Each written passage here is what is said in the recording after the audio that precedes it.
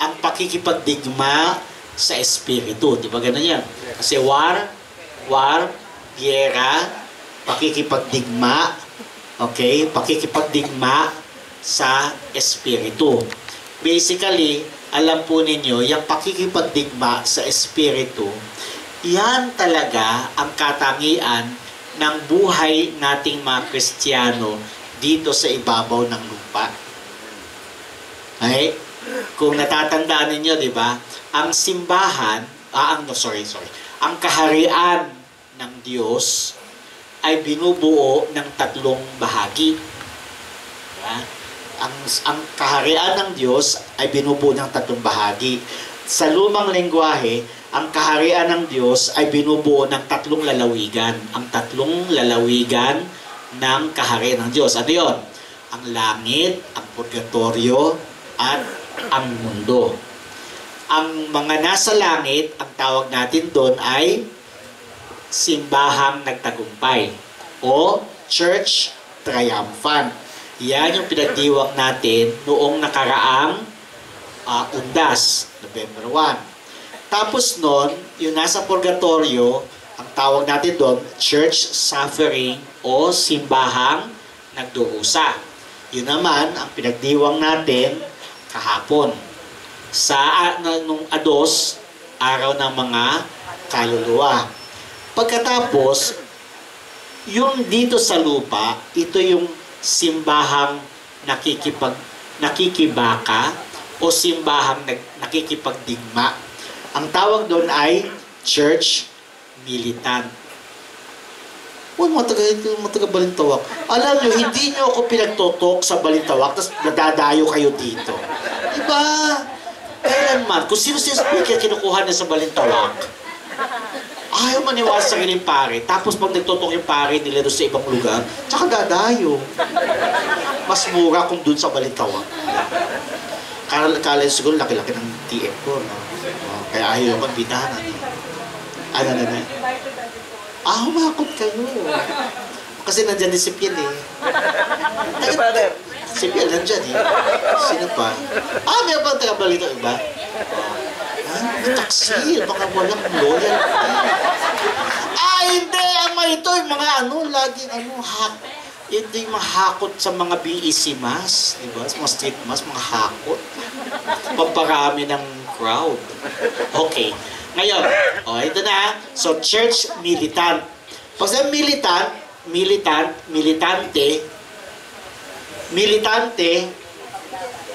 pag militante, saan nyo rin yung salita militante?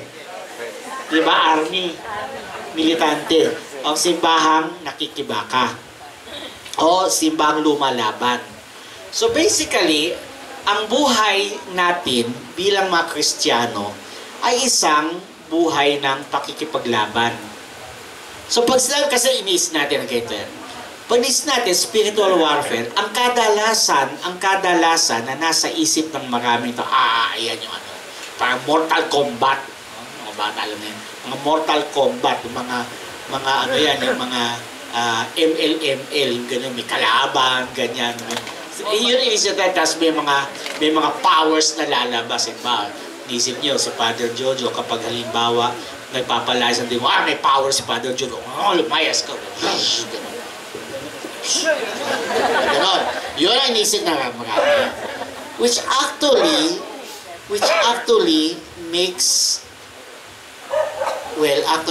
gives the wrong impression na ang spiritual warfare is a special aspect of the Christian life. Pero ang katotohanan talaga niyan, hindi. Kasi ang buhay ng isang Kristiyano ay buhay ng pakikipaglaban. Our life as Christians is a militant life. Actually, yun ang nawala.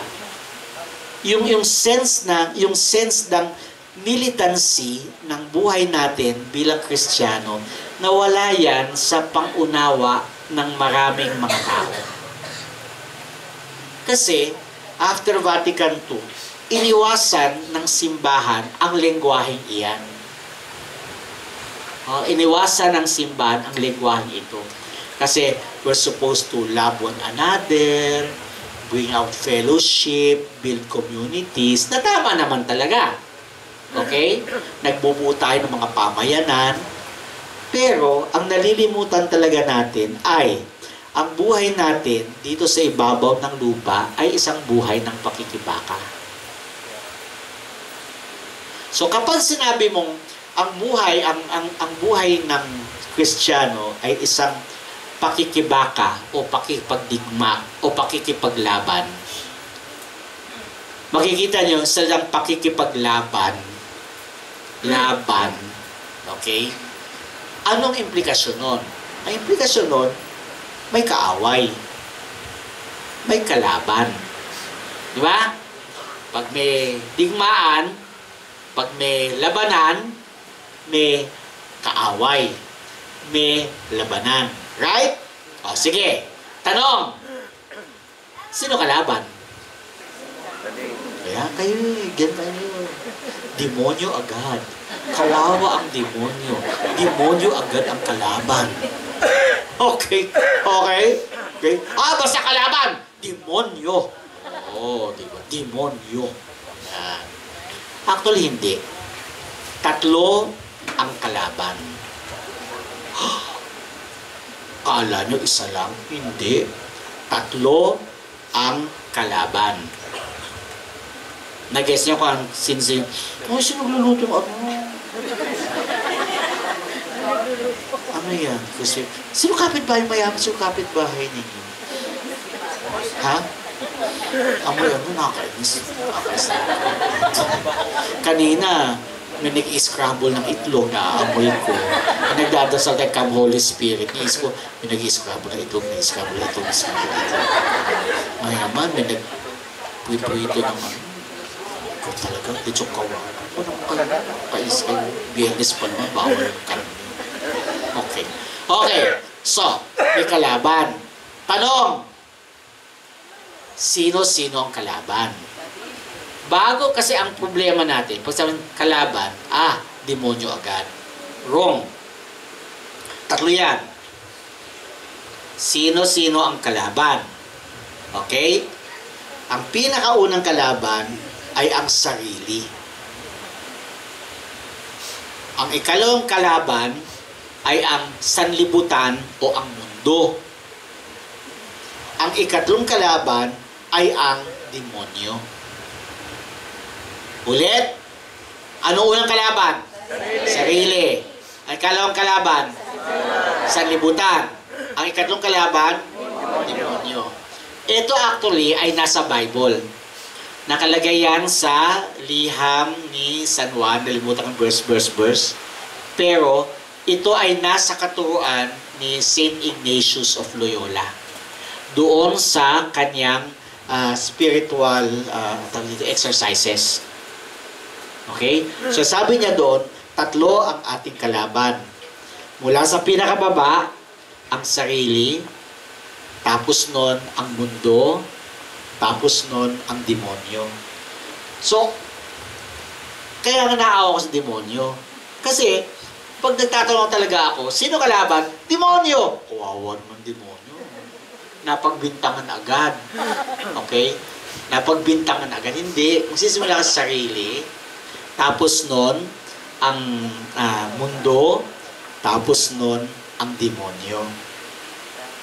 In fact, kung mag-iisip kayo, di ba sa Apokalipsis, merong Armageddon. Di ba? Tatanda yung Armageddon, naging pelikula yun, di ba? Si Bruce Willis yun, di ba? My eyes, all asleep. Ha?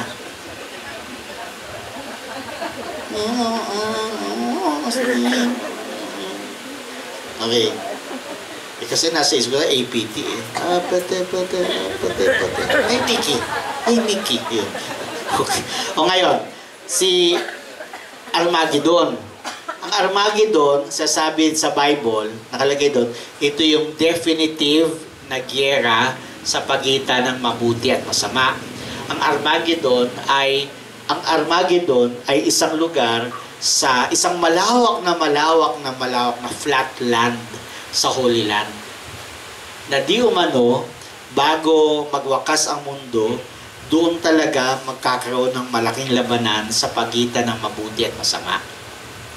Pero mind you, kapag pinag-usapan natin ang spiritual warfare, saan ang battleground? Okay? Saan ang battleground? Saan ba nagaganap ang giyera sa pagitan ng Panginoon at ng kanyang kaaway? Ang sagot, sa sarili natin. The human heart, ang puso ng tao, ang pinaka-lugar kung saan nagaganap ang spiritual warfare. Yun ang tatandaan ninyo. Okay? Ang puso ng tao, ang siyang lugar kung saan nagaganap itong labanan sa pagitan ng mabuti at ng masama. In fact, kapag pinag-usapan natin itong paglalaban-laban sa puso ng tao, tapos ng topic natin.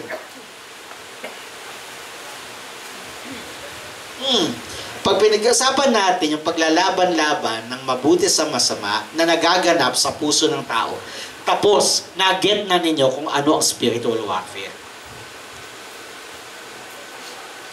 Alam niyo bakit? Ganito yan. Kapag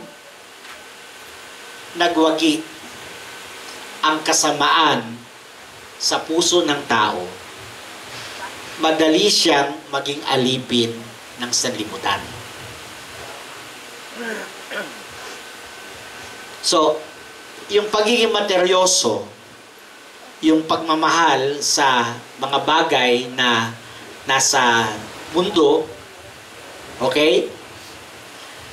Kapag yan ay nangyayari, kapag sa puso natin ay natalo tayo sa pakikipaglaban sa sarili natin. At kapag ang isang tao ay makamundo, alipin na siya, matik, ng demonyo. End of the story. Okay, end of the story. Kaya, kung iniisip ninyo na nandito ko pa sa Bisaya kung ilang St. Benedict medal ang dapat nyo ipascale sa bahay ninyo, o ilang kilong asin ang inyong ikakalat sa bahay ninyo, o kung gaano kadaming holy water ang iwiwisik ninyo gabi-gabi kung saan kayo pupunta, nagkakamali kayo. O kung tatanungin nyo ako, Father, anong prayer kapag nakakita ako ng multo? Anong prayer kapag ayan, aso, maalulog, ganyan. Malamang yan yung tumawid, kumain ng aso. Okay? Okay? Kung iniisip nyo ganon, ang magiging topic ko ngayon, medyo parang hindi natin talagang hinaharap yung totoong spiritual warfare. Okay? Hindi natin hinaharap yung totoong spiritual warfare. Ngayon, tingnan nyo ha. Sabi ko, ang labanan ay nangyayari talaga sa puso ng tao. Ang labanan nangyayari sa puso ng tao. Paano ko ba may sasabihin?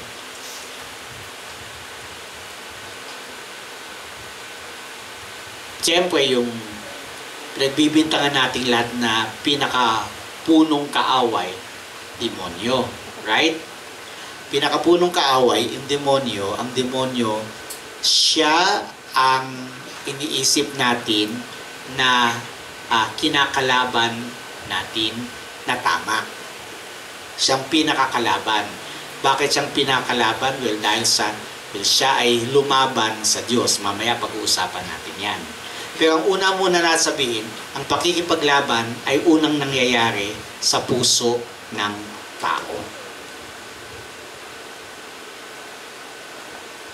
At marami sa atin ang hindi nakakaisip na ang simple-simple talaga ng batas.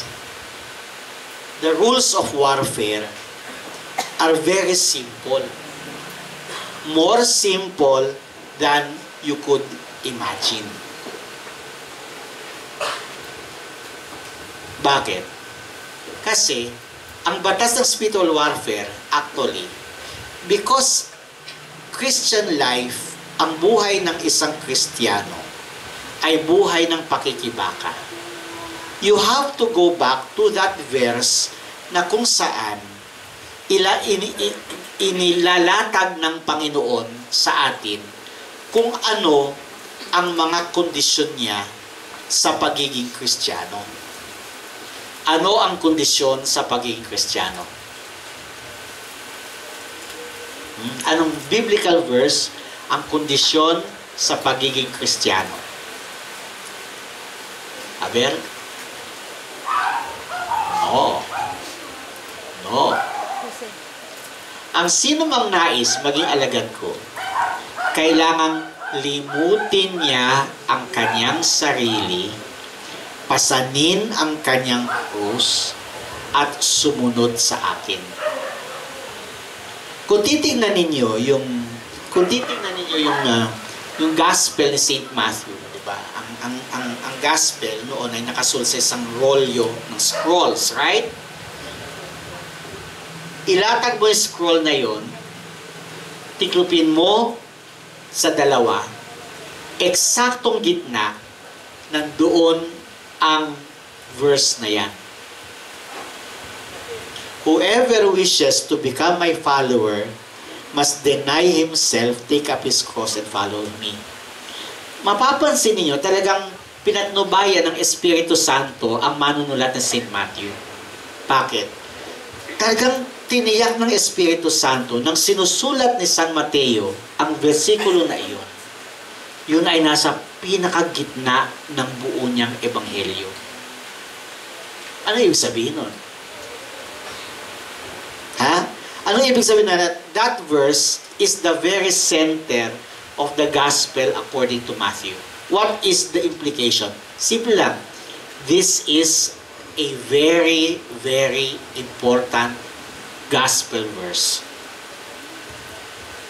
In fact, sa pag-aaral namin ng Bible sa seminaryo, yang verse na yan ang laging babalik-balikan. It is actually the requisite of discipleship o ang mga kinakailangan, requirement ng pagiging alagad. At pag sabing requirement ng pagiging alagad, ang alagad ni Jesus ay hindi pari, hindi madre. Ang alagad ni Jesus ay Kristiyano. So, ang buhay natin bilang mga Kristiyano ay sequela Christi, di ba? Isang buhay ng pagsunod kay Kristo. At ang sabi ng Panginoon, ang sino mang nais maging alagad ko ay, anong pinakauna? Limutin ang sarili. Pangalawa, pasanin ang krus. Ikatlo, sumunod sa akin. Tandaan nyo yan, ha? Ganyan kasimple ang spiritual warfare. Number 1, limutin ang sarili. Number 2, pasanin ang krus. Number 3, okay, sangal, manak spiritual. Yun na yun! Yun ang spiritual warfare. Tandaan nyo, Father, inimbita na kayo yung sasabihin niyo. Ay talagang yun naman. Alam mo bakit? Paulit-ulit natin sasabihin yan. Hanggang ngayon, hindi natin nagigit. Hanap pa rin ng St. Benedict Medal, hanap pa rin ng asin, hanap pa rin ng holy water, hanap pa rin ng... Nakuha ninyo? In our obsession, satanic rosay, may ganun yun. In our obsession, all of that, nalilimutan na yung pinaka-essential. At ano yung tatlong essential? Limutin ang sarili, pasanin ang krus, sumunod sa akin. Yun naman talagang essential. Tingnan nyo. Tingnan nyo, ha?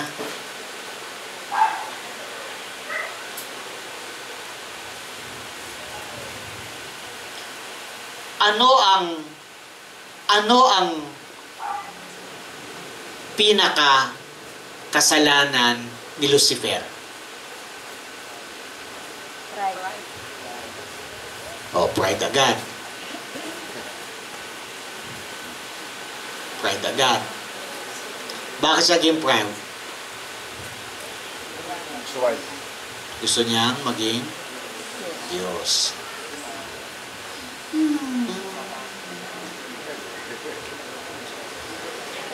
Gusto niyang maging Diyos. Actually, yung ano na yan, yung gusto niyang maging Diyos, sa tradisyon ng simbahan, may pinagmulan yan. Ang pinagmulan yan ay ikukwento ko mamaya. Okay? Yung pinagmulan yan, gusto niya maging Diyos. Maganda din. Gusto niya maging Diyos. Ngayon, di ba, bumaba nung nawala si Lucifer sa langit at ang kanyang mga kampon. Saan siya napunta? Lupa. Tinapon sa lupa. Tapos nun, actually, kung titignan yung kwento, pinasok ni Lucifer ang paraiso. Nasaan ba paraiso? Sa lupa actually. Lupa, ito yung mundong wala pang kasalanan. Perfecto siya.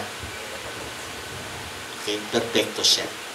Nag-ano siyang ahas, tapos, sino kinausap niya? Tamo? Nakuha na ninyo. Si Eva. Ba't si Eva unang niyang kinausap? Ay, naku, napaka-bad. Ay, naku. Dapat masogibil ka. Nagmalik pa sunod, di ba? Napaka-male chauvinist, di ba? Ayan, yan ang lagi sasabi ng lalaki. Bakit si Eva kasi siyang unang pinasunod? Actually, sa halip na tanungin mo, bakit si Eva ang kausap ni Taning, ni Ahas? Ang tanongin mo dyan, ay nasa ba asawa? No. Hindi. Hindi. Ha? Sa likod lang niya. Paano wala mo nasa likod lang niya? Hindi. Hindi. Paano wala mo nasa likod si Adan? Kasi nung kinain ni Eva yung mansanas, inabot lang. Nakuha nyo? You read the Bible, makikita niyo, imagine niyo yun. Hindi siya yung hinanap, Adan, nasan ka? Eto, nagliligo ako sa sapa. Hindi. Pagkagat ni Eva, abot naman sanas kay Adan, tapos si Adan, kagat, at aunan lang na-realize, hubad sila. Yun lang yun eh. So, nasaan si Adan? Habang nag-uusap si Eva at yung ahas, nasaan? Sa likod. Ano ginagawa niya sa likod? Ano ang ginagawa? Ang tanong dito ay ganito, ha? Ang lalaki, ang pananagutan niya, protektahan niya ang kanyang asawa. Bakit siya nasa likod? Bakit pinabayaan niya si Eva makipag-usap sa ahas? Kaya, para halimbawa, dear, kapag gitna, gabi, madilim, tuturo na kayo. Sabi, huy, magdanakaw yata, magayon ko sa labas.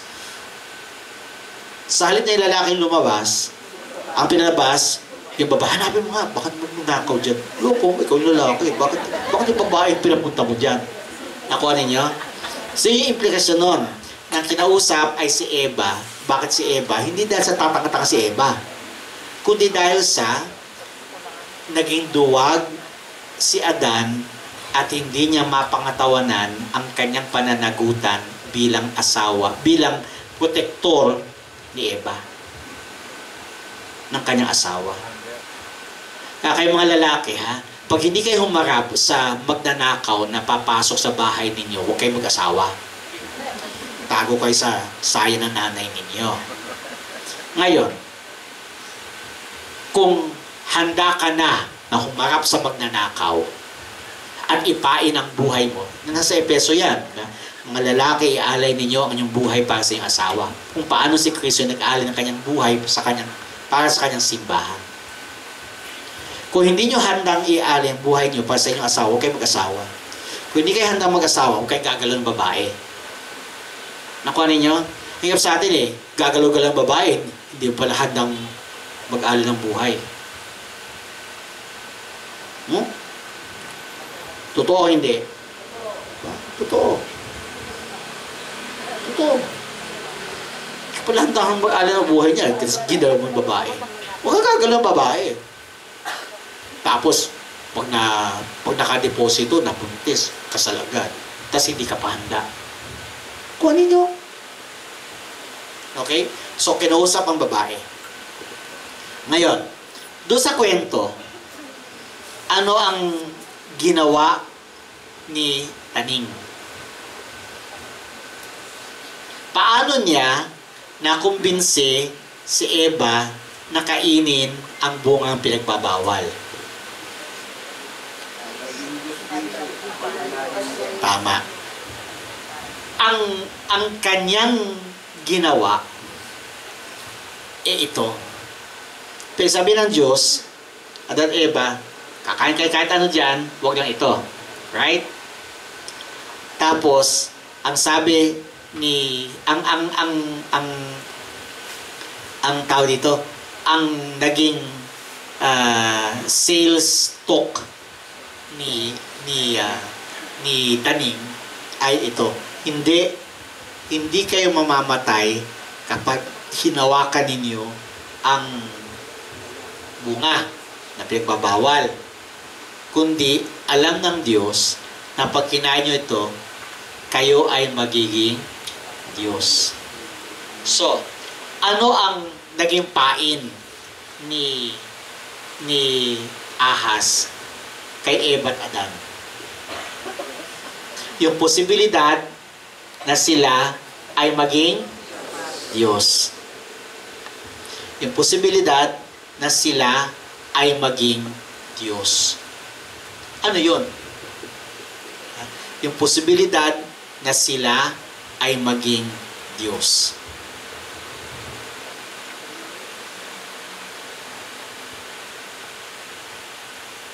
Napakasimple. Nabitag si Adan at Eva dahil gusto nilang palitan ang Diyos. So, sa tatanong ko kay kanina, di ba?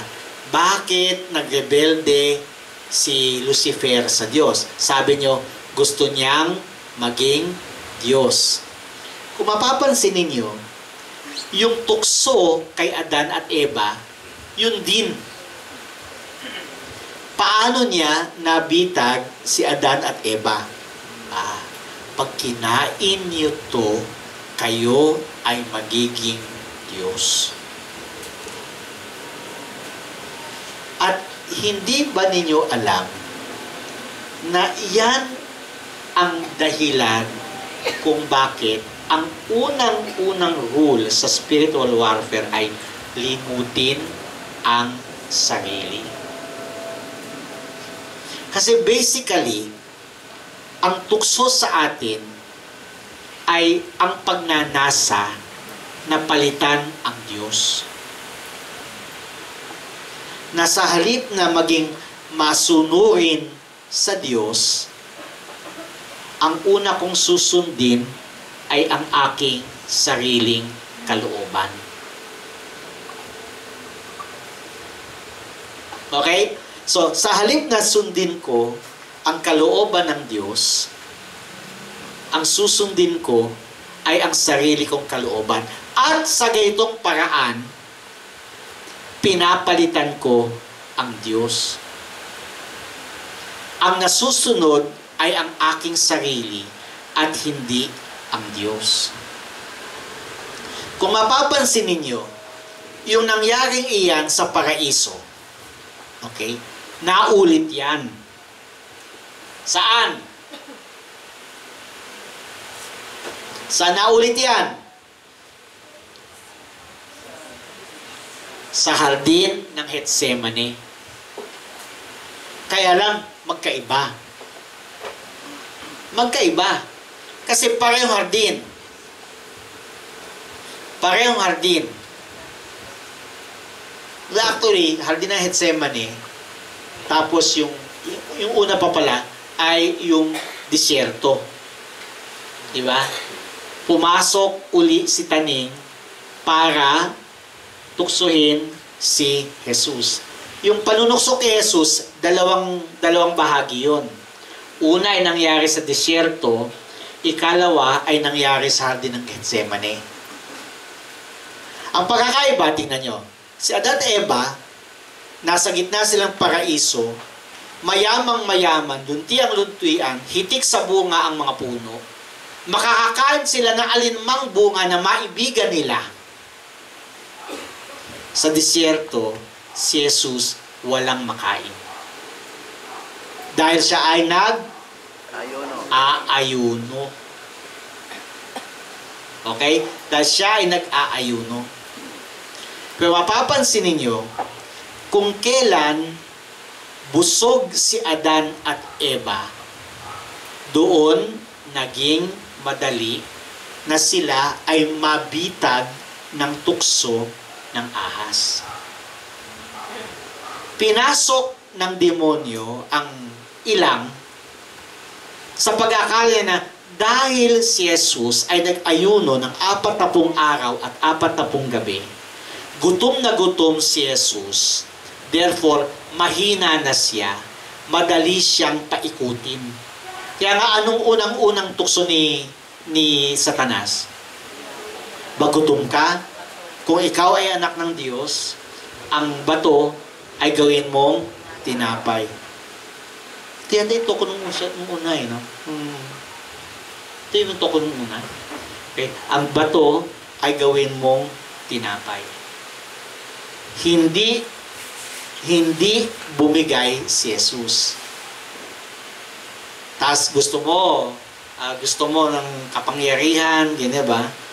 Hindi, gusto maging popular, magpatihulog ka mula sa tuktok ng templo, hahangaan ka kasi hindi ka masasaktan. Okay? Yung popular. Tapos gusto ng kapangyarihan, bibigyan ito ng lahat na ito, sambahin mo ko. So, mapapansin ninyo, ang lahat ng tukso na binigay niya kay Jesus ay nakatuon sa sarili niya. Gutom ka kumain ka. Nag-iisa ka din sa desierto.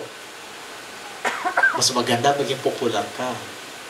Yung parang pinapalakpakan ka kahit saan ka magpunta.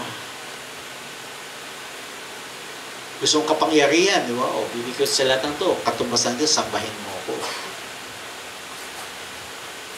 Pero ang hindi naintindihan ni Satanas ay magkabaliktad ang espiritu at ang laman. Kung kailan malakas ang laman, doon mahina ang espiritu.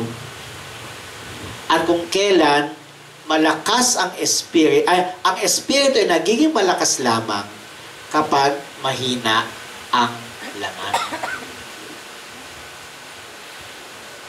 Kaya nga, doon sa hardin, yung liwanag ng paraiso ay pinalitan ng kadiliman ng gabi ng Huwebes Santo. At doon, sa hardin ng Getsemane, naglaban ang kalooban ni Jesus bilang tao sa kanyang kalooban bilang Diyos. Sa paanong para naglaban? Sabi niya, Ama, magagawa mo naman ang lahat ng bagay. Magagawa mo na ang kalis na ito ay alisin mo. Subalit, sa paglalabang iyon, nanalo ang kanyang kalooban bilang anak ng Diyos. Subalit hindi ang aking kalooban ang masusunod, kundi ang kalooban mo. Kung akala ninyo, madali yung labanang iyon, mahirap. How did you know that?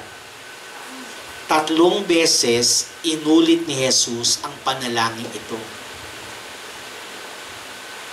So, umpisa, nagtagumpay siya, tayo, nakita mga alagad, natutulog. Uy, natutulog kayo, hindi ba kayo pwedeng magbantay kahit isang oras man lamang kasama ko? Tandaan niyo na, hindi nyo ba kayang magbantay ng isang oras kasama ko? Sumikap kayo sapagkat hiningi ni Satanas ang inyong kaluluwa. The spirit is willing, but the flesh is weak. Okay, the spirit is willing, but the flesh is weak. So, kailangan talagang magbantay kayo, magtanod kayo, at manalangin. Hindi nyo ba kayang magbantay o magtanod ng isang oras man lamang?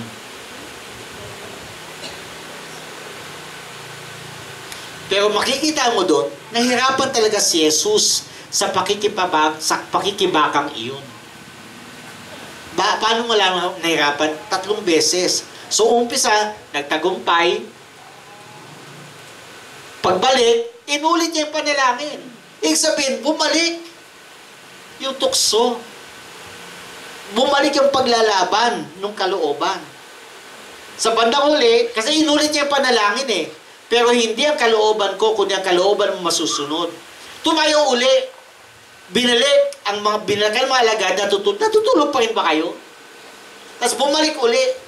In fact, sa tindi ng kanyang pagdurusa, ang kanyang pawis ay nagmistulang dugo. Mga patak ng dugo.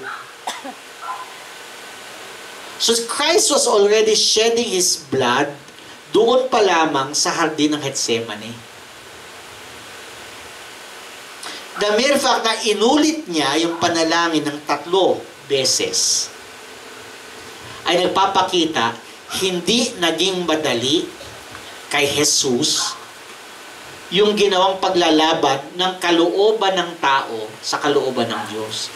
In fact, yung sa passion narrative, okay, sa kwento ng pagpapakasakit ni Kristo, importante talaga yung nangyari sa Getsemani.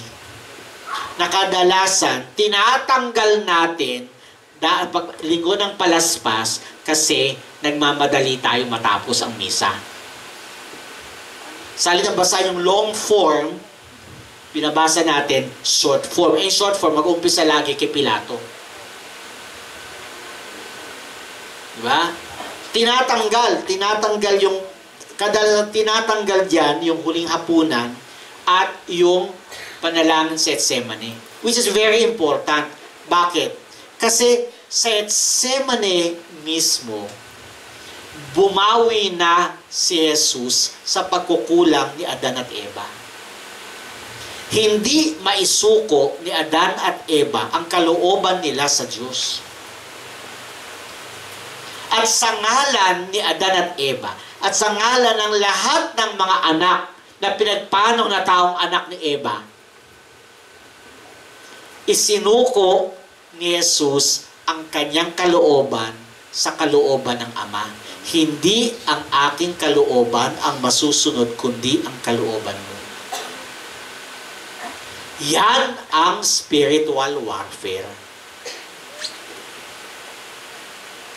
Ang pagpapasakop ng ating kalooban sa kalooban ng Diyos.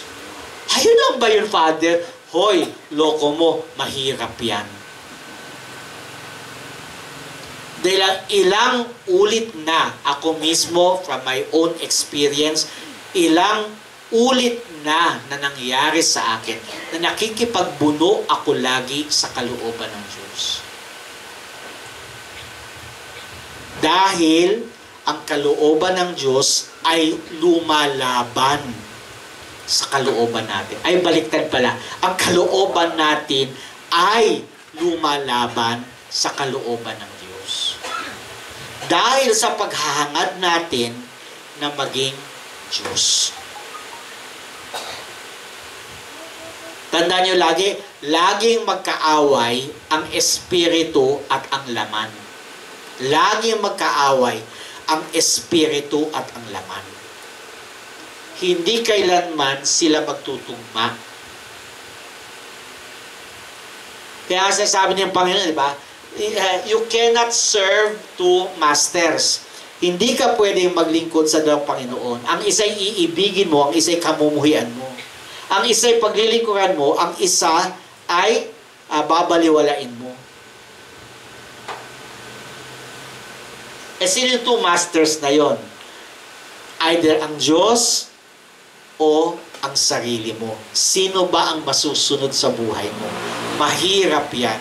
Kadalasan yan, ang Panginoon, ang hihingin sa iyo, yung mahal na mahal mo. Kumakapit kang ganyan, di ba? Kaya hindi ko matanaw kailan naging gospel yan. Yung sabi ng Panginoon, ang sino man na umiibig sa ama, ina, asawa, kapatid, asawa, anak, kapatid, at maging sarili niyang buhay nang higit sa akin ay hindi karapat-dapat sa akin.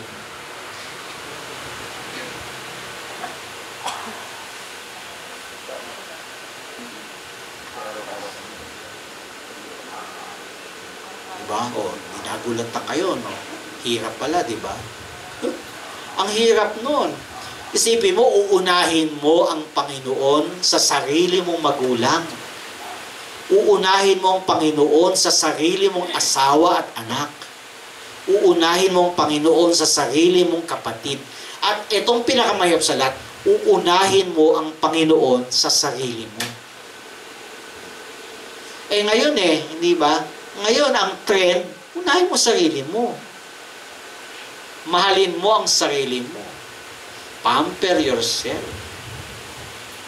Sundin mo lagi, ikaw magplaplano ng buhay mo. Ikaw ang magdidetermine ng career path mo.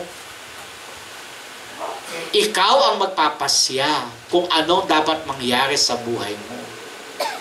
Mapapansin nyo yan, it's all over the place. Halimbawa, yung women's rights. Katawan ko ito. I have a right over my body. So, kung ayaw kong magkaanak, karapatan kong palaglag ito. Buti lang, natalo si Kamala. Kasi, she stands for that. My body, my choice, my right. And napansin ninyo, that is the number one principle of the spiritual warfare. My body, my choice, my right. That's wrong. Bakit? My body comes from God. Therefore, my body belongs to Him. My choice? No. The only choice you can make is between good, better, best. We are not allowed to choose evil. Totoo yan, Father? Oy, oo. Bakit, Father? Prove it, Father. We are not allowed to choose evil. Simple lang. Pag pinili mo gawin ang masama, may parusa. O kung pwede naman pala pumili ng masama, di ba? Bakit parusahan kapag pinili mo yun? Right? Kahit anong batas yan, di ba? Pinili mo na tumawid sa harap ng isang rumaragasang truck sa gitna ng Quirino Avenue. Gusto mo malaman kung sino mas malakas, ikaw o yung truck? Oh. Tatanga-tanga ka. Diba? Nabundol ka ng truck. Oh. Sino patay? Yung truck o ikaw? Truck! Oh, hindi ba yun? Diba? Nakita mo? You chose evil over good. Bakit? Hindi ka dapat tumatawid dun . So, the choice, the freedom, is really only choose between good, better, best. Halimbawa, tinatawag ka ng Panginoon sa mas mataas na paglilingkod. Pero hindi ko maiwan masyado itong nasa baba. Okay lang. Kasala ka ba? Hindi naman. Diba? Pinili mo halimbawa na mag-concentrate sa family life. No. Pero tinatawag ka na maging officer sa kawan. Kailan kita mo, hindi ko ma-handle kasi meron ako, sayang, oportunidad mo to, di ba? Na maka-influence ng mas maraming tao. Pero hindi, sige na, simple na lang ako dito member. Masama ba? Hindi. Nakasala ka? Hindi. Naparusahan ka ba? Hindi. Nakuha niyo? The choice is not between good and evil. The choice is always between good, better, best.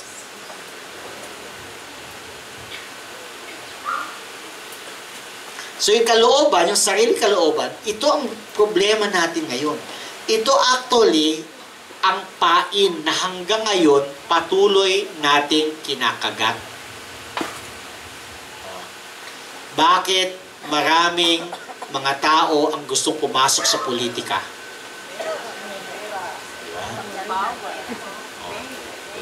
Pera, kung titiyan mo naman yung magkano lang ang kinikita ng government official, magkano lang yun? Barya-barya. Malamang hindi rin pera eh. It is the, importante ako. Binabati ako. Kahit saan ako magpunta. Naku, yan ang isa sa mga problema ng mga pare. Hindi mo kami mukhang pera eh. Minsan, mukhang pera. Minsan, oo nga naman, minsan mukhang pera. Ganyan. Pero actually, ang nakakalunod sa pare, yung pinapalakpakan ka, yung kinikilala ka, yung pinagpupugayan ka. Ayan, nakakalunod yan. Nakakalunod yan. Nakakalunod yan. Isa sa mga problema na yung mga exorcist ganun. Kasi pag exorcist ka, ay, celebrity ka. Bakit? Daming kapangyarihan pag doon. Nakakapagpabagsak ka ng demonyo. Kaya ano sabi ni Jesus nun, natatanay 72, na pinasugo niya kay dala-dalawa. Pagbalik tuwang-tuwa. Sabi, Panginoon, sabi ganun, pati mga demonyo sumusunod sa amin.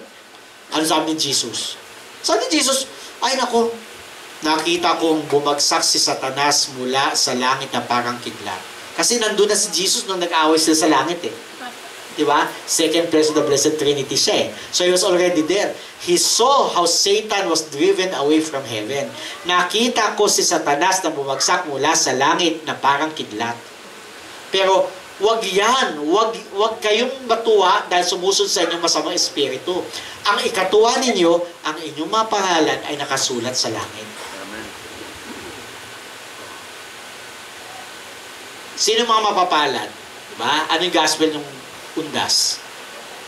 Mapapalad. Beatitudes, right? Sino mga mapapalad? What is the first beatitude? The unang-una. Tandaan nyo natatandaan nyo yung what is the first of the commandments, diba? Ang unang commandment, ano yun? Love God, all heart, soul, mind, strength, right? Tama. So, yung pinakauna, yun ang pinaka-importante. So, anong pinakaunang beatitude?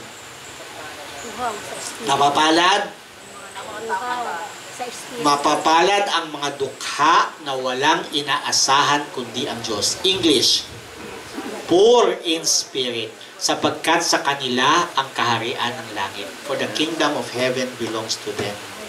Ano yung poor in spirit? Diba?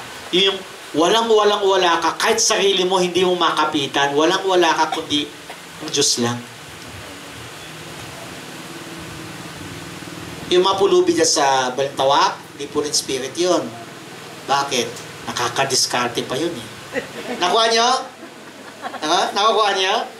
Hindi pa full spirit yun. Nakakadiskarte yun. Pag hindi ka nagbigyan limos yun, makakadiskarte yun. Mag-istas ng bag.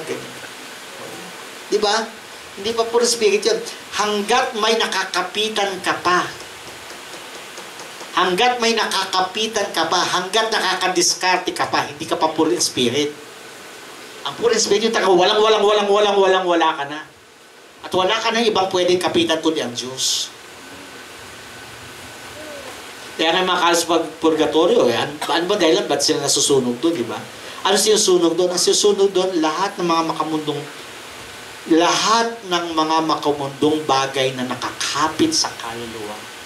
Kasalanan, attachments,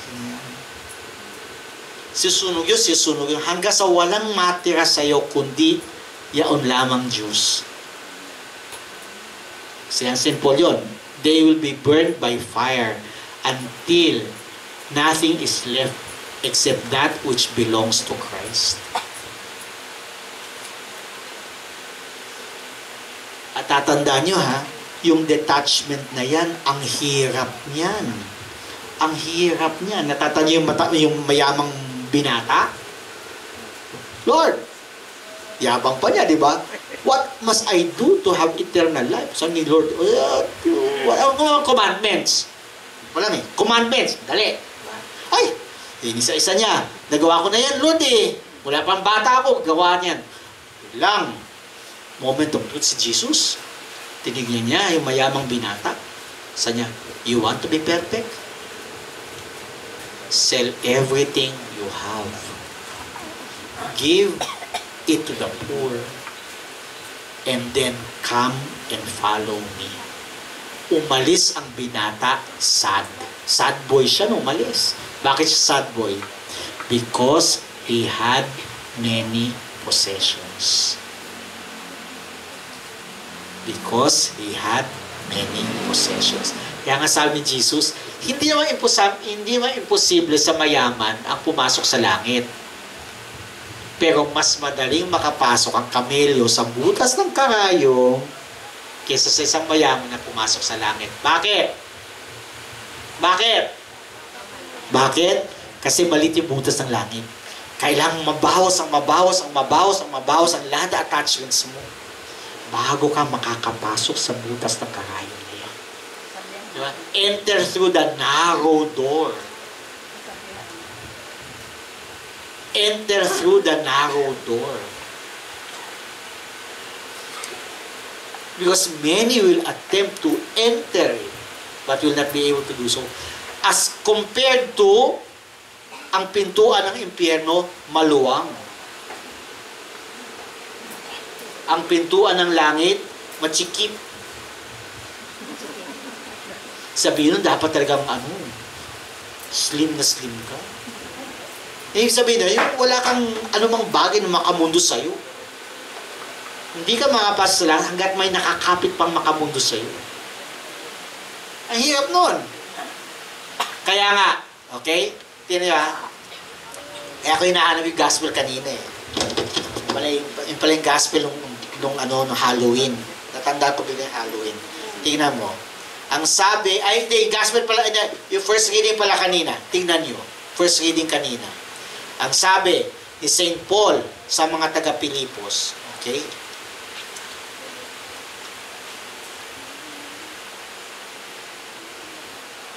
Masdan ninyo ang lahat ng sumusunod at mga halimbawang ito. Tulad ng malimit kung sabihin sa inyo at ngayon ay luhang inuulit ko. Marami ang namumuhay bilang makaaway ng krus ni Kristo. Ay, tama yan, Father, baka hindi mo hindi, baka corrupt. Uy, ingat ka. Kasi baka kasama ka dun. Bakit? Sabi niya, kapahamakan ang kahihinatnan nila. Sapagkat, dyan, ang ginodiyos nila ay ang hilig ng kanilang katawan. Kinararangal nila ang mga bagay na dapat sana nilang ikahiya At ang pinag-uukulan lang nila ng pansin ay ang mga bagay na panlupa. Ang kinauukulan lang nila ng pansin ay ang mga bagay na panlupa.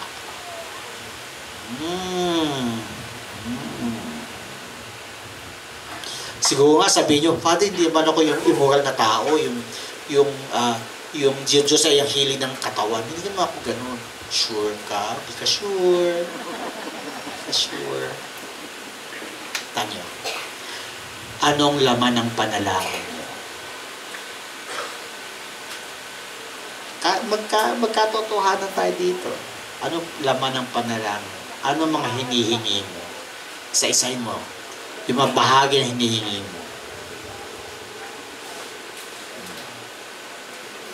Kabahay, kakotse, katrabaho,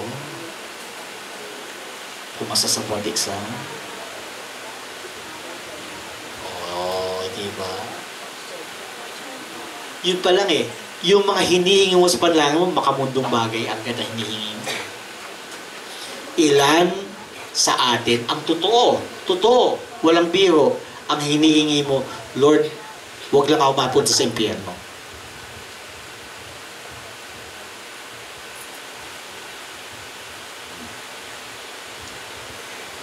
Lord, iligtas mo ako sa iligtas mo ako sa apoy ng impyerno. Bihira tayong magdasal ng mga talagang tamang dasal. Lord, mapasa amin ang kaharian mo, sundin ang loob. Papansin nyo, bago sabing bigyan mo kami nga ang kakanin sa araw-araw, ang dami nang sinabi. Diba? Mapasaan ng kaharian mo, sundin ang loob mo dito sa lupa paano sa langit. Doon pa lang kitang-kita na mga hilig ng katawan. At yung obsession natin sa mga bagay na makalupa. Obsession natin sa mga bagay na makalupa. Yung mga, ano kayang susunod kong delivery? Anong bibilin ko sa 11-11?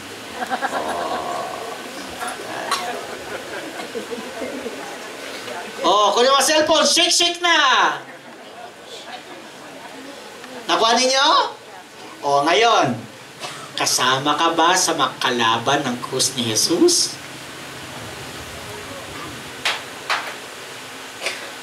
Kaya malamang, talo ka na agad sa spiritual warfare. Hirap sa atin kasi, Father, anong susutin kong medal? Anong sudada? Ano ka daming asin? Ganyan. Unahin mo muna to. Nagpapasakop ka ba sa kalooban ng Diyos?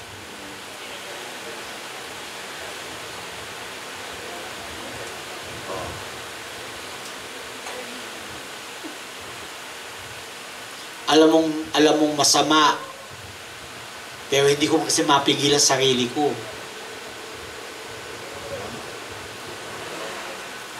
Umuubos ng oras mo. Minsan nagsisimba ka na. Na-scroll ka pa.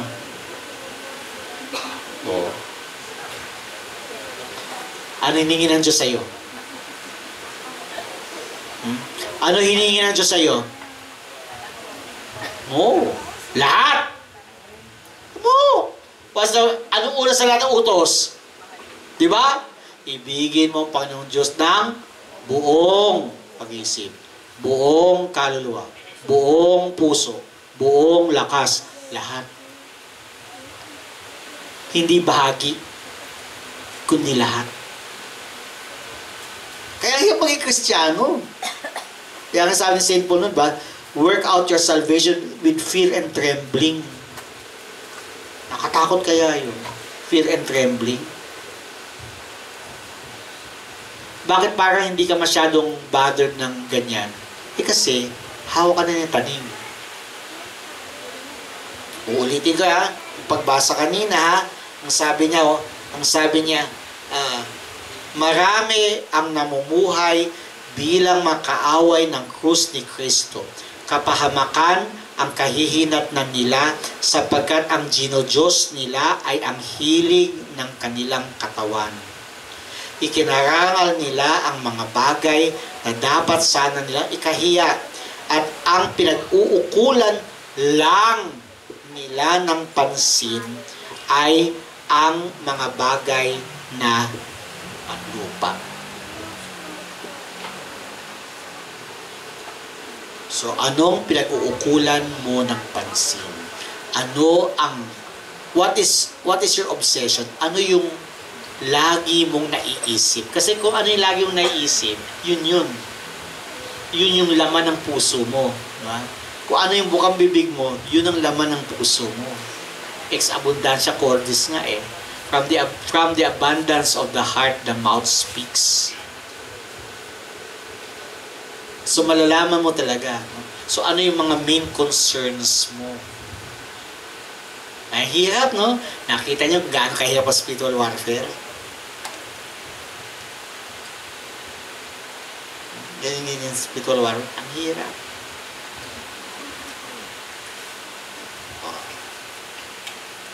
Yung detachment pa lang. Ito ha, kala natin, Father, basta makapagdasal na ako ng isang rosary, okay na yan. Father, basta, isipin ko lang Diyos, okay na yan. Father, makapagsimba akong paglinggo, okay na yan. Talaga, ganun talaga yun. Yun lang yun. Hanggat hindi mo binibigay lahat. Ang sabihin lahat ng hawak mo, lahat ng loob mo, lahat ay aking alay sa iyo. Lahat.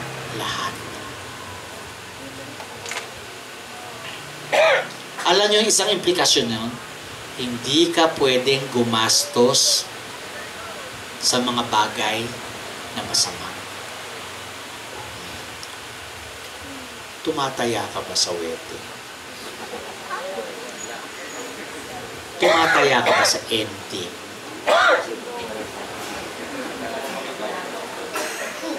Okay.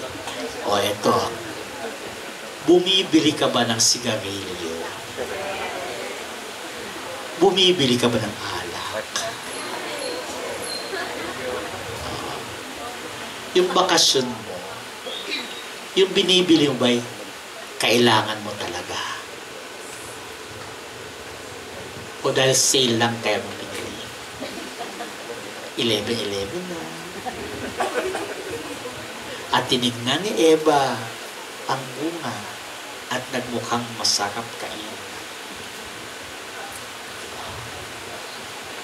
Yun. Doon pa lang sa kalooban, mahirap na. So yun ang spiritual battleground, yung kalooban. Ang pagpapasakop sa kalooban ng Diyos, napakahirap. Ito i-amin ko sa inyo to. Ito alam naman Balintawak. Nung naasan ako sa Balintawak, ay talaga lumaban ng kalooban ko. Alam nila yun na hindi ko sila gusto. Alam nila. Di ba? Nilihim ko ba sa inyo yun? Hindi ko nilihim yun. Totoo yun.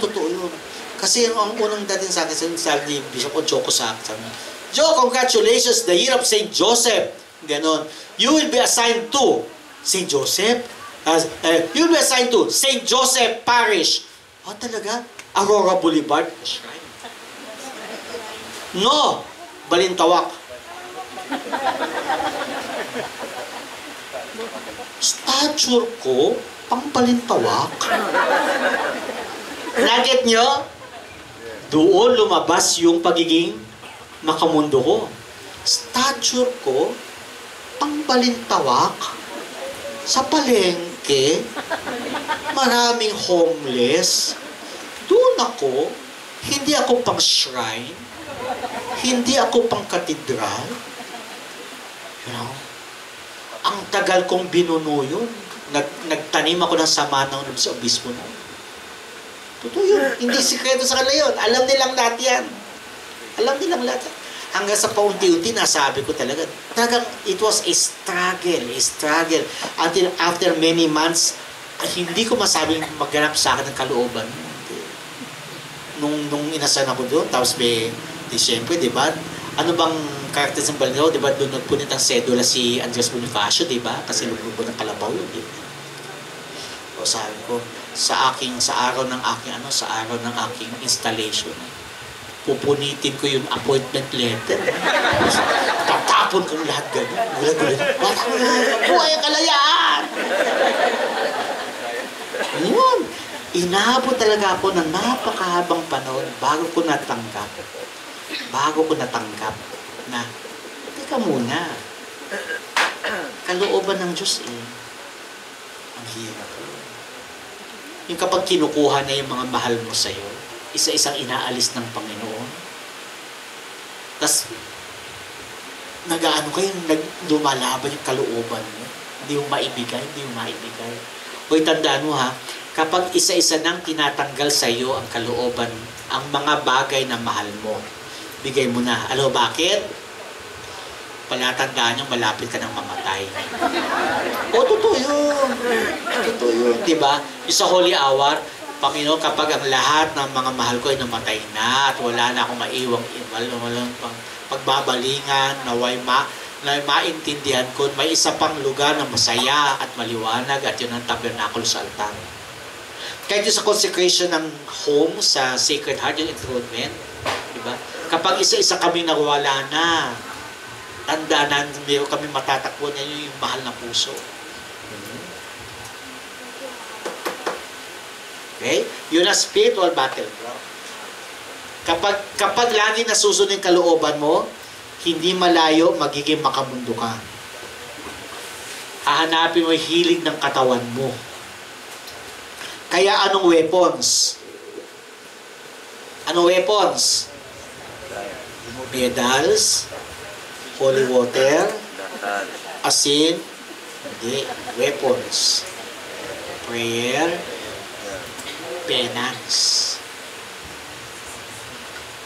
Prayer and penance. Kasi sa prayer, nakikipagbuno ka sa kalooban ng Diyos. Sa prayer kasi, doon mo matutunan sabihin, hindi ang kalooban ko, kundi ang kalooban mo. Siya sabi ko sa iyo, inabot ako ng napakahaba pa bago ko masabi sa Panginoon ko sa Balintawak. Hindi ang kalooban ko, kundi ang kalooban mo. Hindi ang kalooban ko, kundi ang kalooban mo. Napakatagal na panahon bago ko nasabi yan. At hindi ko inilihim yan sa mga taga-Balintawak, alam nila yan. Siya sabi ko sa PPC ng hayagan. Sabi, oo, totoo yan. Buta lang magsalita, di ba? Kalooban. Tapos yung fasting, importante yan. Yan ang mga spiritual weapons So fasting, mortification, penance, prayer.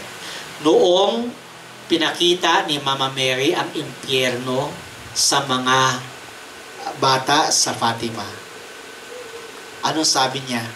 Sabi niya, nakita niyong impyerno kung saan maraming kaluluwa na uhulog dahil walang mag-penance para sa kanila.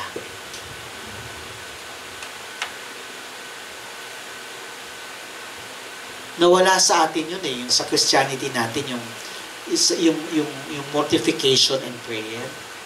Yung halimbawa, yung dati natatandaan ko nung ang misa ay Latin, ganyan, ang mga pare, hindi pwedeng tumitig sa mga tao. Lagi nakatitig sa baba. Bakit? At anong custody of the eyes? Custody of the eyes. Ngayon hindi, di ba? Kung ano titignan na sa internet. Kung ang mata ay pintuan ng kaluluwa, imagine niyo kung ilang demonyo papasok sa pamagitan ng mata.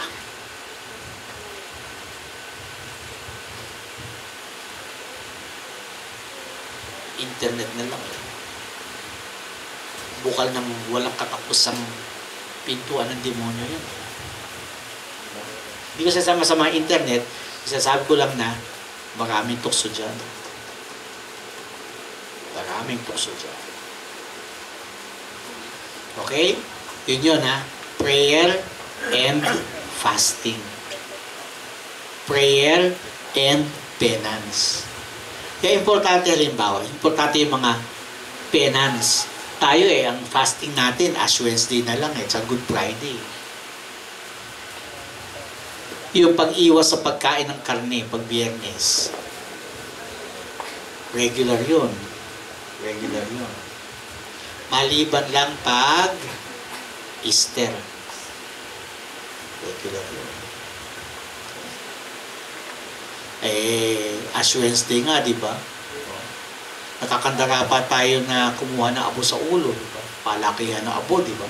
Palakihan ng krus sa ulo, sa noo, di ba? Tapos pagkatapos, tuloy sa Jollibee, kain ng burger. May abo sa ulo. Kumakain ng karne. Ha? Remember rule. Okay? Number 1 rule sa fasting is always abstinence. Faithfulness to your wife, faithfulness to your husband.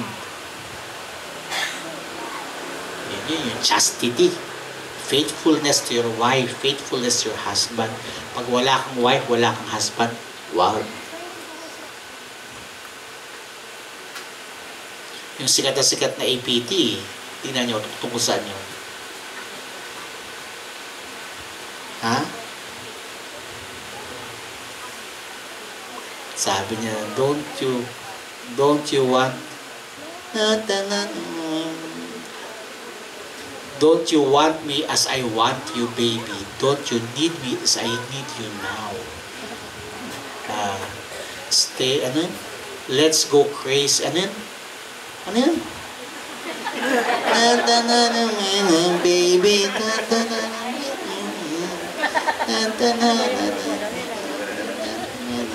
Tapos ang sabi niya, yung tungkol sa let's go crazy, sleep tomorrow, let's go crazy tonight, meet me at the APT. APT. Ano APT?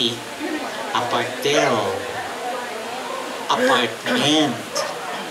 Meet me now. Let's go crazy tonight. Sleep tomorrow. Bukas ka na matulog. Let's go crazy tonight. Meet me at the APT. Apate.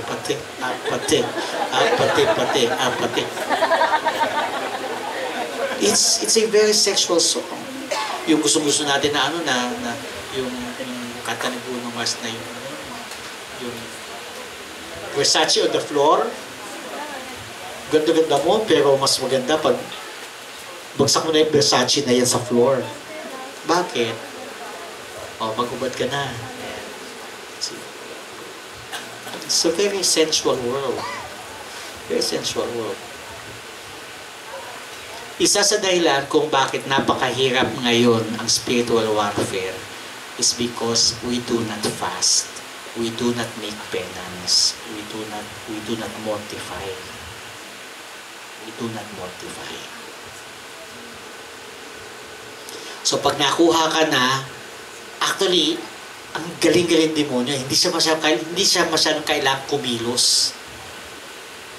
Paandarin na lang niya yung mga galamay niya. Sino mga galamay niya?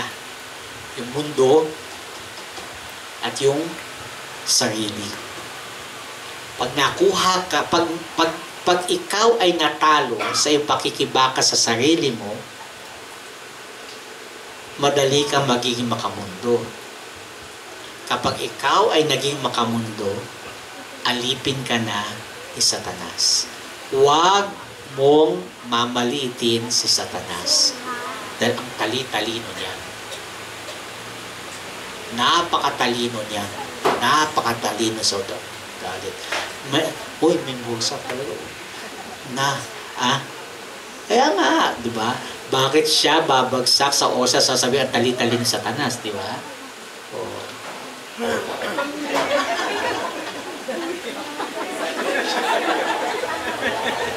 Nakuha ninyo? Nag-get ninyo? Bakit sa eksaktong oras na sasabihin, bigla siya tatapak dyan, di ba? Yun. Okay? Hindi sa pero yun. Si Satanas, napakatalino niyan. Bakit matalino si Satanas? Bakit matalino si Satanas? Bakit? Bakit? Kasi siya ay isang anghel. Ano ang definition ng devil eh? Ang devil naman tagay a fallen angel. Sino lumikha sa devil? Si God. Pero nung nilikha siya ni God, nilikha siya bilang anghel. And remember, ang anghel mas mataas, mas matalino, mas makapangyarihan kesa sa atin na tao. Mas mababa. In fact, ang mga anghel na iyan, nung simulang-simula pa lamang, ay pinahayag na ng Diyos. Ito naging dahilan ng rebellion sa Satanas. Ito na yung kwento. Okay? Noong nilikha ng Diyos ang mga anghel, agad-agad sinabi ng Diyos, gagawa siya ng tao. At balang araw, ang anak niya ay magiging tao.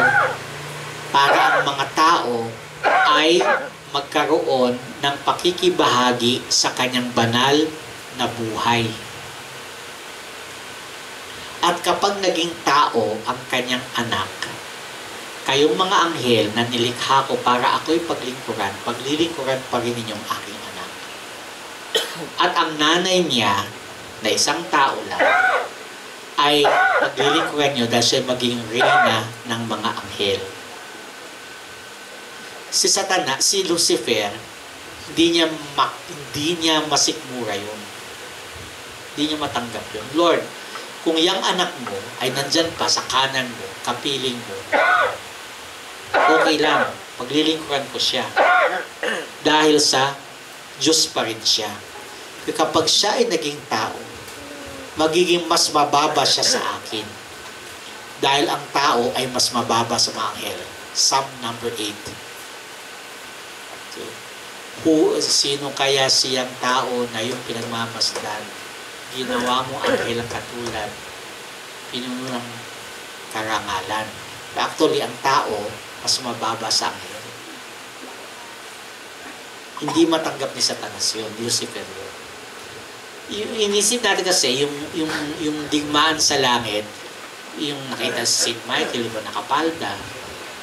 Maintindihan bakit nakapalda si St. Michael. So, madali siyang takbo, ganyan. Okay. May espada, pamoro-moro, ganyan. Actually, wala namang katawan sa St. Michael eh. Kasi angels nga sila eh. Pure spirits yan. Pure spirits yan. So, naging labanan, yung kayabangan ni Satanas, kasi si Lucifer, an angel of light, okay? Anghel ng liwanag, maliwanag, okay? So, masyado siyang kinain ng kanyang liwanag, masyado siyang nabilib sa kanyang liwanag. Okay? Although, the word believe is not the right word. Okay? Pero sabihin natin ganun, para maintindihan lang natin. Okay? Masyado siyang namangha sa kanyang liwanag. Sino tumalo sa kanya? Isang anghel na ang pangalan ay nangangahulugang sino ang katulad ng Diyos. So, sino ang katulad ng Diyos? Ibig sabihin nun, yung kayabangan ni Lucifer ay nilabanan ng kababaang loob ni St. Michael. At sino ang tumalo sa demonyo? Sino? Ha? Hindi. Sino tumalo? San Miguel, di ba? San Miguel. Kaya ba, pag iinom kayo ng Hinebra, di ba? Hinebra, San Miguel, di ba? San Miguel, gano'n, demonyo sa ilalim, di ba? Oo, San Miguel, di ba? Kaya lang, pag binuhos mo na yung Hinebra, di ba get nyo? Pag binuhos mo na yung Hinebra, yung demonyo na sa ibabaw San Miguel, simsan mo. Di ba? O, di ba? Di ba? Napansin niyo yan? Galingan mo. San Miguel. Oh. Tinalo ni San Miguel ang demonyo. Yung kababaang loob ni San Miguel, okay, kasi walang katulad ang Diyos. Ang tumalo sa kayabangan ni Lucifer, yung anghel ng liwanag. Right? Hindi. May mas tumalo pa sa kanya. May mas mababa pa kay San Miguel. Sino yun? Si Jesus. Sapagkat bagamat siya ay Diyos, hindi niya inaring maging kapantay ng Diyos. Bagkus nagpakababa siya. Hinubad niya ang kanyang katangian bilang Diyos at naging tao. Naging isang alipin. At lalo siyang nagpakababa hanggat sa siya ay naging masunurin hanggang kamatayan sa krus. Ang eventually tumalo sa demonyo ay ang anak ng Diyos. Kasi yung kababaan ni San Miguel ay mas nahigitan pa ng kababaan ng anak ng Diyos. Nakuha natin? Kaya nga, isa din importante sa spiritual warfare, importante dyan lagi ang kababaang loob. Kaya mapapansin ninyo, yung mga talinghaga ng Panginoon, kung kayo ay aanyayahan sa isang piging, huwag kayong uupo sa mga panulukang lugar. Bagkus kunin yung pinakamababang upuan. Lagi ganun. It's always a movement of self-emptying. A movement of kenosis. Doon din mo din makikita yung pagkakaiba ng albularyo sa exorcist. Yung albularyo, tatawas yan, di ba? Tatawas. Titignan. Natatandaan nyo, ang albularyo, ang pinanggagalingan ng kanyang kapangyarihan ay ang demonyo. Kasi may sarili siyang demonyo na pinaghuhugutan niya ng kanyang kapangyarihan. Whatever it is. Okay? And kapag nakita niya sa tawas na yung demonyo na kanyang kakalabanin ay mas mahina sa demonyo niya, mayabang siya. Ay, kaya natin to. Palalayasin natin. Nakikita niyo mga video sa Reels. Nakikita niyo mga video sa internet. Diba? Sige ito. Sino ka? Sino ka? Sino ka? Malilintigan ka sa akin. Dugo, ganun. Pansinin niyo yung lengguwahe, mayabang. Kapag sa tawas, makita niya na yung demonyong sumasapi ay mas makapangyarihan sa demonyong hinugutan niya ng kapangyarihan, ay hindi ko kaya ito. Sa iba kayo lumapit. Tala, pag kayo lumapit sa exorcist, hindi kami nagtatawas. Hindi ko nga alam kung anong klaseng demonyo haharapin ko. Pero nagtitiwala lang ako, mas makapangyarihan ang Panginoon. Hindi pwede sabihin, si Jojo Cerudo nagpalayas niyan. Hindi. Never. Kasi talagang nagpapaalis diyan ay ang kapangyarihan ni Jesus.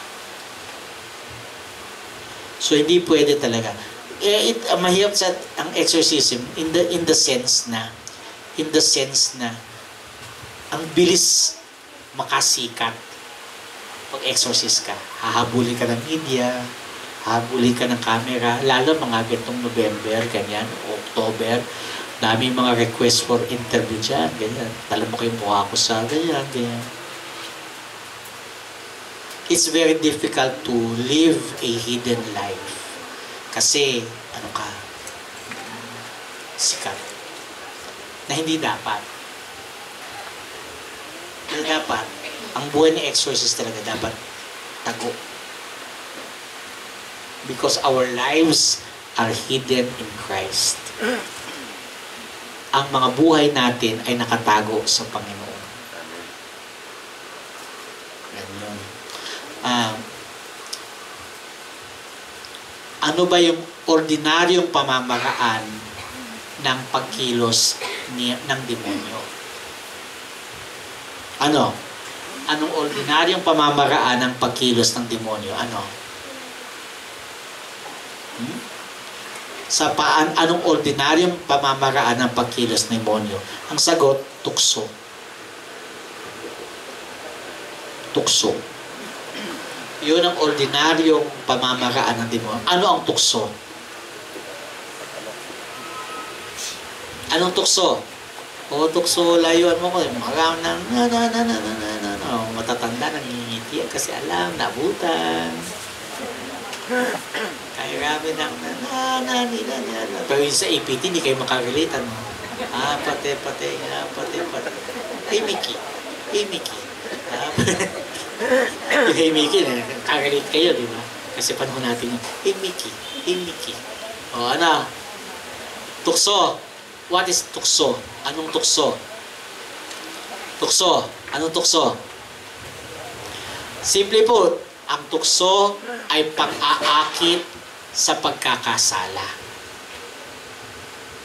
Ano implikasyon ng pang-aakit sa kasalanan? Ito yan ha. Kadalasan, ang demonyo,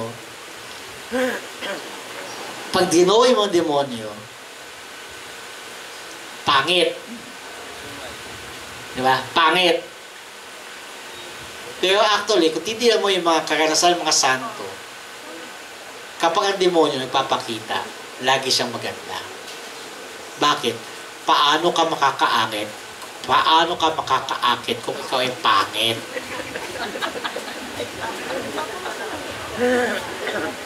Kaya si Saint Anthony Abbot, halimbawa, Saint Anthony of the Desert, ang demonyo nagpakita sa kanya bilang isang pagkaganda-gandang babae. Okay? Inaakit talaga siya ng demonyo na magkasala. So, ginawa ni Anthony Abbot, kumuha ng tong, kumuha ng baga, pag hindi ka lumayas dito, dudutot ko to sa'yo. At pinakita ng demonyo ang kanyang sariling mukha. Itong mukha niya. So, yun ang pinag-gusto ko definition ng kasalanan, ng temptation. A temptation is a seduction to sin. Seduction, pang-akit sa kasalanan. Sa paano nagiging kaakit-akit ang kasalanan, doon magaling ang demonyo. Na ang isang bagay na ang isang bagay na napakadelikado ay na pagmumukha niyang maganda. Kaakit-akit. Para siyang 1,000 piso na may pisi, nakalapag diyan.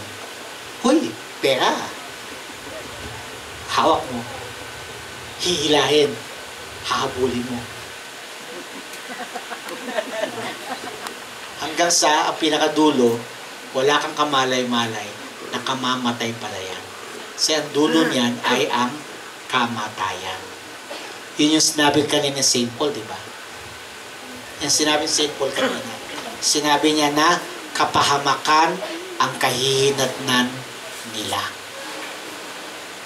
Kapahamakan ang kahihinatnan nila. Kasi yun naman talaga ultimate power of sin. Ang demonyo, alam niya that he is already condemned. Ang demonyo actually, inisip natin, we have this mental picture na ang hell o ang impyerno ay isang lugar na kung saan parurusahan ang mga namatay in mortal sin. Okay? At ang magpapahirap sa kanila, ang demonyo. Na ang mga demonyo ay tuwang-tuwang-tuwa sa pagpapahirap. Pero actually, ang totoo niyan, si Father Joseph sabi sa akin ito. Sabi niya, ang demonyo, ang impyerno ay lugar ng paghihirap, hindi lang para sa mga kaluluwang nandun, kundi maging ng mga demonyo. Kaya ang mga demonyo, ayaw nila sa impyerno. Ito yung makikita mo, halimbawa, kapag may sinasapian sila, ang hirap magpalayas ng demonyo. Ayaw lumayas ng demonyo. Number 1, kasi kumakapit sa kanya yung tao. Ayaw siyang paalisin ng tao. Or ayaw din niyang umalis. Dahil alam niya na kapag siya mapunta sa impyerno, magdurusa siya doon. Kaya natatandaan yung kwento nung yung isang lalaki na inaalihan ng napakaraming demonyo, yung legion. Tapos sabi ng lumayas ka dyan, umalis ka dyan, di ba? Sabi niya, Panginoon, payagan niyo kaming pumunta sa mga baboy. Bakit sa mga baboy? Ayaw nilang bumalik sa impyerno. Mas gusto nilang pumunta sa mga baboy, sa pian ng mga baboy. At ano nangyari? Nung sumapit siya sa mga baboy, ang mga baboy ay nahulog sa bangin at namatay lahat. So therefore, obvious nakamamatay ang kasalanan. Nakamamatay ang demonyo. Huwag ka maniniwala sa demonyo na may mga albularyo na tuwang-tuwa kasi nakakaranas ng kapangyarihan, nakakaranas ng ganito, kaya naging sikat, kaya. Pero hindi nila nalalaman na naghahanap lang talaga ang demonyo ng madadamay niya sa kanyang kapahamakan. Kasi alam ng demonyo na siya ay napahamak na. Hindi na maliligtas ang demonyo. Kasi ang demonyo, kapag siya'y nagdesisyon, hindi na magbabago yun. So nagdesisyon siyang labanan ang Diyos, hindi paglingkuran ng Diyos. Nagdesisyon siya na kapag naging tao ang anak ng Diyos, hindi niya paglilingkuran. Nagdesisyon siya na kapag ang nanay ng anak ng Diyos ay itanghal na reyna ng langit at lupa, nagdesisyon siya hindi niya paglilingkuran yun. Kasi bakit? Mas mababa ang babaeng yun sa amin. Bakit ko paglilingkuran ang isang tao? Bakit ko paglilingkuran ang isang babae? Okay? Kaya nga yung dudurugin niya ang iyong ulo. Actually, hindi ba si Mama Mary tumalo sa demonyo? Si Jesus talaga. Si Jesus namatay sa krus. Si Jesus nagpakababa. Okay? Kaya lang, sa deklarasyon ng Diyos, para maging mas masakit yung kahihiyan ng demonyo, ang tatawagin niya para durugin ang ulo ng demonyo ay ang mahal na birin. Bakit? Siya'y tao lang, babae pa. Nakuha niyo? So, to make the humiliation complete, ang dudurog sa ulo ng demonyo ay isang taong babae. Kasi kung si Jesus, ay, kaya mo kong talunin kasi Diyos ka naman eh. Diyos ka eh. Kaya it's fine, naging tao ka, pero Diyos ka pa rin. Kasi Mama Mary, hindi man Diyos yan eh. Kaya nga si Alice, may ahas ba? Meron po. May ahas diba? Kaya bakit nasa ulap yung ahas? Dapat nasa mundo. Okay. Balik yung secret heart. So yun ha. Yun. So ang dudurog sa ulo, para sasabihin ng Panginoon, Nay, ito na, yung final battle na, di ba? Natalo na sa Satanas, ganyan. Nay, ito na. Tapakan mo na. Meron na ba? Chuk. Tapos. Nakuha niya ibig sabihin? Ang pribilehiyo ng pagdurog sa ulo ng ahas ay ibibigay niya sa kanyang ina. Dahil ang kanyang ina ay tao at hindi Diyos. At bilang tao, siya'y babae pa. Di ba sa mundo talaga ng Bible, second ang babae sa lalaki. Kaya ang dudurog sa ulo ng ahas ay ang babaeng pinagpala. Kaya nga, di ba, sa Gospel John, pag kinakausap ni Jesus ang kanyang nanay, para siyang bastos. Babae. Hindi ko pa oras babae, di ba? Babae, itong anak. Bastos ng Jesus na to. Galang ng nanay, di ba? Nanay. In fact, hindi Hindi nga maatim ng mga translator eh. Doon sa gas, nung tinagalan, ginawa, ginang, narito ang iyong anak, panga hindi ginang yan, babae yan. Babae na yun. Bakit babae? Kasi yung babae, yun yung babae sa Genesis. Yun yung babae sa Genesis. At remember, ito na yung babaeng nararamtan ng araw, nakatapak sa buwan, may 12 bituin sa kanyang ulo. Babae yun, yun yung babae. Yung tinadhana na maging kaaway ng demonyo, yung babaeng iyon. Pero ang tumalo talaga sa ahas, si Jesus. Kasi nga, ang kayabangan ng ahas ay tinalo ng pagpapakumbaba ng ating Panginoong Jesus. So, napapansin ninyo na ito yung ordinaryong pamamaraan ng pagkilos ng demonyo. Tukso. Tukso. Kaya, isipin ninyo, Father, ilan ba kayo exorcist? Konti lang kami. Sa Dayos of Cubao, 4 lang kami. Hindi, 2 pa lang pala. Ang official exorcist, 2 lang pala kami, official. May 2 ma-apply pa. Pero may bagong obispo, so antayin ko pa yung bagong obispo para makakuha ng permit sa kanila. Pero may 2 pa nag-a-apply, so maging 4 kami. Ilan ang pari namin? 50. Mas marami pa yung religious. Bakit gano'n? Ito yung mga ano na, yung mga, hoy Father, sipin nyo Father, ang galing-galing nyo, ang konti pala ng exorcist, kasama ka pa doon. Hindi nyo naisip, bakit konti ang exorcist? Bakit? Bakit? Kasi, ang exorcist, ang kanyang hinaharap ay yung hindi pangkaraniwang pagkilos ng demonyo. Yung extraordinary action of the devil. Kakonti ang exorcist, pero lahat ng pare pwedeng magbinyag. Lahat ng pare pwedeng magpakumpisal. Ano mas mataas? Binyag o exorcism?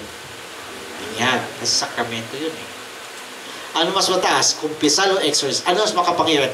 Kumpisal o exorcism? Kumpisal. Dahil ang pagkaniwang gawain ng demonyo ay ang pagtutukso. Lahat ng pare ay may weapon. Binyag, kumpisal.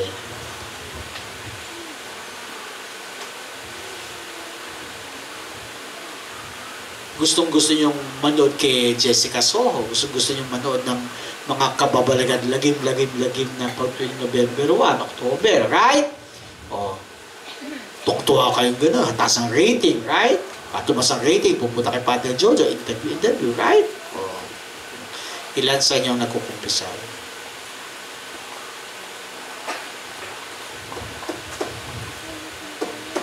Ganun lang eh. Yun pa lang eh. Ilang pare ang na-media na dahil siya'y araw-araw nagpapakumpisal? Wala. Ilang pare ang pinalakpakan dahil siya'y nagbinyag?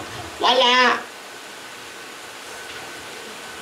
Pero tutuusin, ang kasalanan ay mas delikado sa sapi. Totoo yun. Ang kasalanan ay mas delikado sa sapi. Alam niyo bakit? Pag sumasabi ang demonyo, ang pinapasok lang niya ay ang katawan. Pero hindi niya naaano yung kaluluwa. Mantalang sa kasalanan, ikaw mismo, binubuksan mo ang pintuan ng iyong kaluluwa upang makapasok doon ang demonyo. At tatandaan mo, ikaw lang talaga ang makapagbubukas ng pintuan ng iyong puso. Walang iba. Ang demonyo, kahit anong laki niyan, hindi siya makakapasok sa puso mo hanggat hindi mo siya pinagbubuksan ng pintuan. Kaya nga, sin is a cooperation with the devil. Sin is a cooperation with the devil. Ang talang ang possession, actually, bihira dyan ang cooperation. Minsan, mayroong nasasapian kasi nakipaglaro sa demonyo. Okay? Nakipaglaro sa demonyo, ganyan. Kaya siya nasasapian. Pero, in the end, mayroon bang mapupunta sa impyerno dahil sa sapi? Ang sagot, hindi. Ang tao napupunta sa impyerno dahil sa kasalanang hindi pinagsisihan. Kaya nga ba, sinapian ka, tapos namatay ka habang may sapi. But actually, ang demonyo, papatay ng may sapi kung mayroong kasalanan na ayaw niyang ipakumpisan. Bawa. Yung isang may albularyo na pinakinabangan niya ang demonyo. Tatandaan niyo ang demonyo, ano yan, tuso yan. Pakakagatin kanyan. Pero tandaan niyo, ang demonyo, hindi marunong magbigay ng libre. Lagi yang may kapalit. May mga albularyo na kapag napagtanto nilang mali ang kanilang ginagawa, ang ginagawa ng demonyo, sisirain niya yung bait. Kaya kami, halimbawa, kapag malapit nang masira ng bait ang isang sinasapian, hinahabol namin yon. Kasi kapag nasiraan siya ng bait, hindi na siya makapagsisisi. At kapag hindi siya nakapagsisi, tapos na ang laban. Hawak na ng demonyo ang kaluluwa ng taong iyo. Kaya medyo mag-ingat kayo doon. Bakit nang gagamot ka? Naku, ikaw din, sige ka. May mga hindi namamatay hanggat hindi na ililipat yung bato. Feeling ko si Darna, alam mo, albularyo. Kasi hindi ang bato. Feeling ko, albularyo si Darna, yung kapangyarihan kasi demonyo. Kasi may bato eh. Hindi mailipat ang bato. Yun. So, kaya kakaunti ang exorcist ay dahil sa hindi naman talaga pangkaraniwang pagkilos ng demonyo yan. Ang araw-araw na pagkilos ng demonyo na hindi natin pinapansin ay ang mga tukso na hinaharap natin araw-araw. At sa maraming pagkakataon na tayo ay nalalaglag sa tukso, ano pa mang tukso yan, nagkakaroon ng control ang demonyo sa atin. Yung hindi pangkaraniwang kilos ng demonyo, napakasimple lang yan eh. Obsession, yung pinaglalaro niya yung utak mo, may binubulong-bulong yan sa'yo. Wala ka sa pangay na yan. Si Butoy lang yan na nakaabito. Wala ka sa kalbong yan. Kaya magdadasal ka, nagdadasal kang gano'n. Dasal. Obsession yan. Thoughts. Medyo mas malakas na siya kapag halimbawa nasasaktan na niya yung katawan mo. Naniningil na yan. Halimbawa, nakukulam ka. O kaya bumabagsak yung negosyo. O kaya, ito lang, napakasimple lang. Nag-aaway-away kayo sa pamayanan. Number one yan. Sa bahay, nag-aaway-aaway kayo. Naku, favorites yan. Yung mga kumbento, isa sa mga palatandaan na nandun yung demonyo sa piling nila, hindi sila magkasundo. Yung mga pare, yung mga madre, hindi kakasundo. Nag-aaway-aaway niya.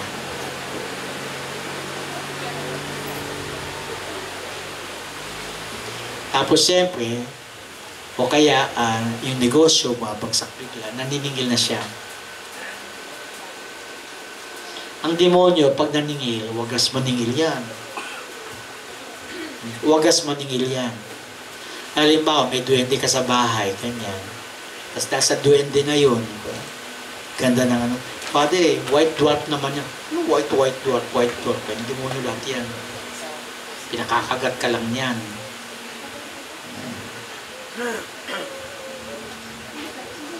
Itong mga spirit warriors na yan, ginagawang komplikado. So, elemental, laman lupa, hindi pa yan demonyo. Hindi, lahat yan demonyo yan. Dalawa lang naman eh.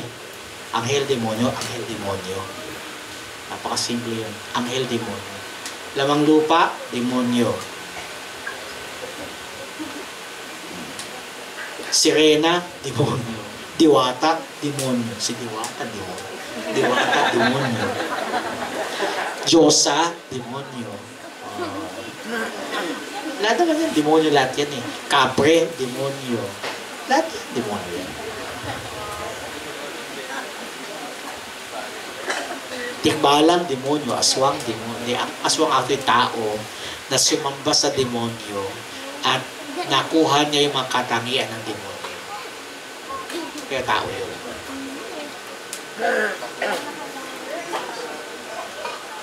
Yun. Tapos nun, yung pinakamalala, yung sapi. Yung sapi, pinaglalaroan na talaga ng demonyo yung katawan mo. Papasok sa sayo, tinatanggalan ka niya ng kakayanan ng freedom of will, yung kalayaan ng kalooban. So, pinapasayaw ka niya, pinababalitan niya yung ulo mo, ganyan. Ginagawa ka niyang katawa-tawa. Bakit? Bakit? Ha? Well, ganito yan, actually. Yung demonyo, hindi niya masaktan ang Diyos. Kasi Diyos yun eh. So, ang lalaruin niya ay ang tao na ginawang kalarawan ng Diyos. Para yung mga nagpo-protesta. Lahat ng presidente dyan ay pinotesta nila, di ba? Lahat ng presidente, kahit na si Lenny, pag yung presidente yan eh, magpo-protesta pa rin yung mga yan eh, mga komunista na. Di ba? Protesta pa rin siya. Ganti yan. Kapag SONA, di ba? Yan, major din ang protesta yan, SONA. Anong unang gagawin nila? Gagawa ng effigy, di ba? Cartoon na larawan ng katawa-tawa ng presidente. Tapos, sa isang seremonyas, susunugin nila yung effigy. Bakit na susunog yung effigy? Kasi hindi nila kayang sakta yung presidente. At yung presidente, pinaliligyan ng PSG. So, ang sasaktan nila, yung larawan ng presidente. Ganon din ang demonyo. Bakit siya sumasabi? Kasi ang tao, larawan ng Diyos.